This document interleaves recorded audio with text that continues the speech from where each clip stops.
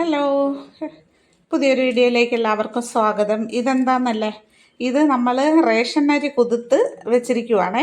അപ്പം റേഷൻ അരി കുതിർത്ത് നമ്മൾ ഇത് കൊഴുക്കട്ട ഉണ്ടാക്കാനായിട്ട് നമ്മൾ മിക്സിയുടെ വലിയ ജാറിലിട്ട് അരച്ചെടുക്കാനായിട്ട് അരി മാത്രം കഴുകി വെച്ചേക്കുവാണേ. ഇതിനകത്തേക്ക് നമുക്ക് 3-4 വെളുത്തുള്ളിയും കുറച്ച് ജീരകവും ഇട്ട് അരയ്ക്കാം. ഇത് ഒരു 4 മണി പലഹാരം പോലെയൊക്കെ എടുക്കാം. പിന്നെ രാവിലെ ഇഷ്ടമുള്ളവർക്ക് നമുക്ക് കഴിക്കാം.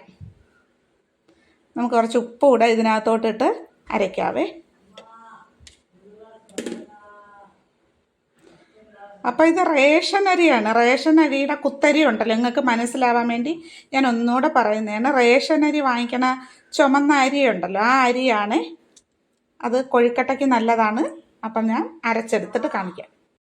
അപ്പം നമ്മളിത് അരച്ചെടുത്തിട്ടോട്ടെ. ഇതേണ്ട, ഇത് ഒരുപാട് മഷി പോലെ അരയണ്ട, ഒരു ചെറിയ ഒരു തരിതരിപ്പ് വേണം. എന്നുവെച്ചാൽ നമ്മൾ ഈ പുട്ടിനൊക്കെ എടുക്കുമല്ലോ, പുട്ടിനെടുക്കുന്നതിനും കുറച്ചുകൂടെ തരി വേണം. ഒരു അപ്പം എങ്ങനെ ഞാൻ കാണിച്ചു തരാം. ഇത് കണ്ടോ, ഇങ്ങനെ ഒരു തരി വേണം ഇതിന്, എങ്കിലേ ഇതൊരു രസമുള്ളൂ. തീരെ നേർമയായിട്ടല്ല, നമ്മൾ മറ്റേ സാധാ കൊഴുക്കട്ട പോലെയല്ല, ഇങ്ങനെ ഒരു തരിതരിപ്പ് വേണം. അപ്പം നന്നായിട്ട് തന്നെ ഞാൻ അരച്ചെടുത്തിട്ടുണ്ട്. അപ്പം എല്ലാം കൂടെ ഞാനൊന്ന് മിക്സ് ചെയ്യട്ടെ. ഞാൻ 2ആയിട്ടാണ് അരച്ചത്. മിക്സിയിൽ ഒരു പ്രാവശ്യം പറ്റിയില്ല, അപ്പം ഞാൻ 2ആയിട്ടിട്ട് അരച്ചത്. അപ്പം ഞാൻ എല്ലാം കൂടെ ഒന്ന് മിക്സ് ചെയ്യാം. അപ്പം ഞാനിവിടെ തേങ്ങയും കൂടെ തിരുമ്മി വെച്ചിട്ടുണ്ട്. അപ്പം തേങ്ങയും ഇതും കൂടെ ഇട്ട് നന്നായിട്ട് മിക്സ് ചെയ്യട്ടെ.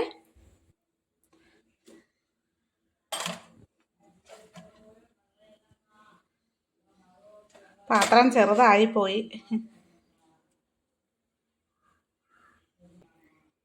അപ്പം നന്നായിട്ട് ഞാൻ എല്ലാം മിക്സ് ചെയ്ത് വെച്ചിരിക്കുന്നത്. ഇനി നമുക്ക് വെള്ളം വെക്കാം അടുപ്പേലേ. അപ്പോൾ ഇത് നമ്മൾ ആവിക്കല്ല വെക്കുന്നത്, ഇത് നമ്മൾ ഇതുപോലെ വെള്ളത്തിൽ ഇട്ടാണ് നമ്മളിത് വേവിച്ചെടുക്കുന്നത്. അപ്പോൾ അതിനാക്കി ഞാൻ വെള്ളം വെച്ചിട്ടുണ്ട്. ഇനി കുറച്ച് ഉപ്പിട്ട് കൊടുക്കാം.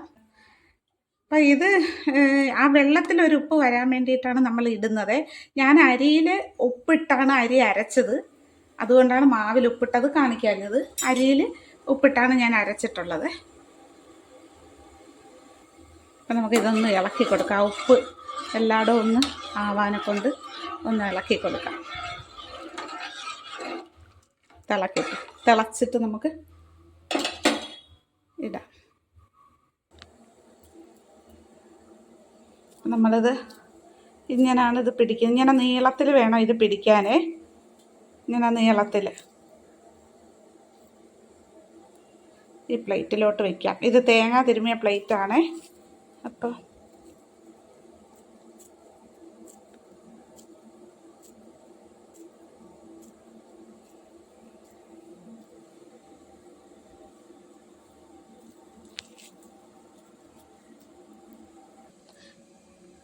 അപ്പോൾ ഞാൻ കൊഴുക്കട്ട ഉരുട്ടി വെച്ചിട്ടുണ്ട്. ഞാൻ ഇനി നമുക്കതോട്ട് ഇട്ട് കൊടുക്കാം. വെള്ളം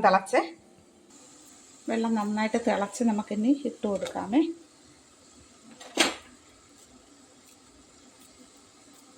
പ്ലേറ്റിൽ ഇട്ടേക്കുന്നോണ്ടേ ഇച്ചിരി വരാൻ ഇച്ചിരി പാടാണ്.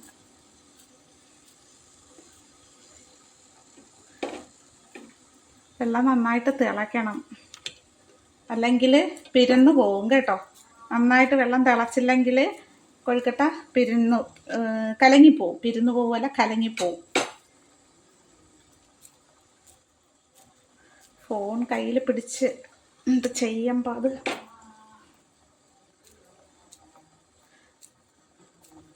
അപ്പോൾ ആദ്യമായിട്ടൊക്കെ എൻ്റെ ചാനൽ കാണുന്നവർ ചാനലൊന്ന് സബ്സ്ക്രൈബ് ചെയ്യണം, ലൈക്കൊക്കെ ഒന്ന് ചെയ്യണേ.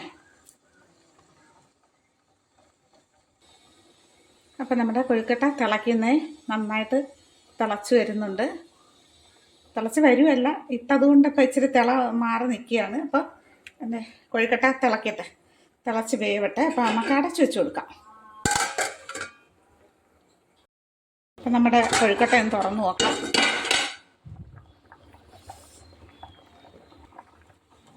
അപ്പം നമ്മുടെ കൊഴുക്കട്ട വെന്തില്ല, വേവാറൊക്കെ ആയിട്ടുണ്ട്, ഏകദേശമൊക്കെ ആയി വരുന്നുണ്ട്. ഫോൺ അങ്ങോട്ടും ഇങ്ങോട്ടും ഒക്കെ കിടന്ന് ആടുന്നുണ്ട്. അപ്പോൾ കാണുന്നുണ്ടല്ലോ. അപ്പം തീ കുറച്ച് വെച്ചിട്ട് വേണം ഇതാക്കാൻ, അല്ലെങ്കിൽ ചിലപ്പോൾ അടി പിടിക്കും നല്ല പാത്രം അല്ലെങ്കിൽ. അപ്പം തീ കുറച്ച് തന്നെ ഞാൻ വെച്ചിരുന്നത്, ഇപ്പോഴാണ് ഒന്ന് തീ കൂട്ടിയത്. അപ്പം കുറച്ചും കൂടെ വേവാനുണ്ടെന്ന് വേവട്ടെ. ഒരു ചമ്മന്തി വേണമേ. അപ്പോൾ ആ ചമ്മന്തിക്കുള്ളത് ഞാൻ പിന്നെ ഇവിടെ മുളക് പൊടി ചൂടാക്കുന്നേ. മുളക് പൊടി ഒന്ന് നന്നായിട്ടൊന്ന് ചൂടാക്കി എടുക്കണം അതിന് വേണ്ടിയിട്ട്, ആ ചമ്മന്തി ഉണ്ടാക്കാൻ. മുളക് പൊടിയുടെ പച്ച മണം ഒന്ന് പോയി കിട്ടണം. അപ്പം മുളക് പൊടി നന്നായിട്ട് ചൂടായിട്ടുണ്ട്, പച്ച മണം എല്ലാം പോയി, നല്ല ചൂട്. ഇനി നമുക്ക് ഇതിൻ്റെ ഞാൻ ഇച്ചിരി സവാള അരിഞ്ഞു വെച്ചിട്ടുണ്ട്.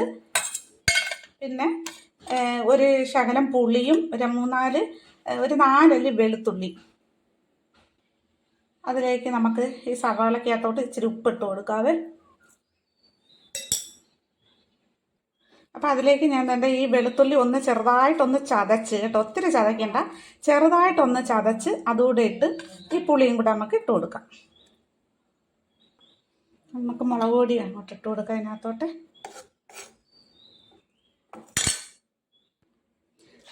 അപ്പം നമ്മൾ മുളക് പൊടി ഇട്ട് കൊടുത്ത് ഇനി ഇതൊന്ന് നന്നായിട്ട് ഞെരടിയെടുക്കാം. അപ്പം ഞാൻ നല്ലതായിട്ട് ഞെരടി എടുത്തിട്ടുണ്ട്. അപ്പോൾ ഇതിലേക്ക് ഇച്ചിരി വെളിച്ചെണ്ണ കൂടെ നമുക്ക് ഒഴിച്ചു കൊടുക്കാം.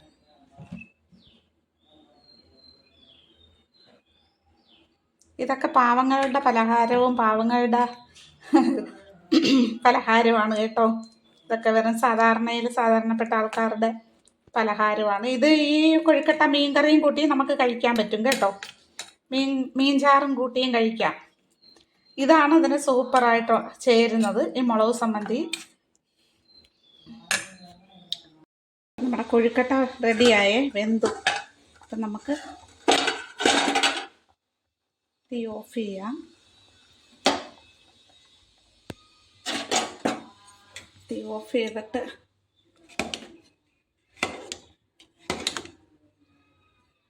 ഈ വെള്ളം നമുക്ക് കുടിക്കാൻ നല്ലതാണ് കേട്ടോ. കൊഴുക്കട്ട വെള്ളം നമുക്ക് കുടിക്കാൻ നല്ല വെള്ളമാണ്. അത് കണ്ടില്ലേ. ഇതിനകത്ത് ഇച്ചിരി പഞ്ചസാര ഇടണവർക്ക് പഞ്ചസാര ഇടാം.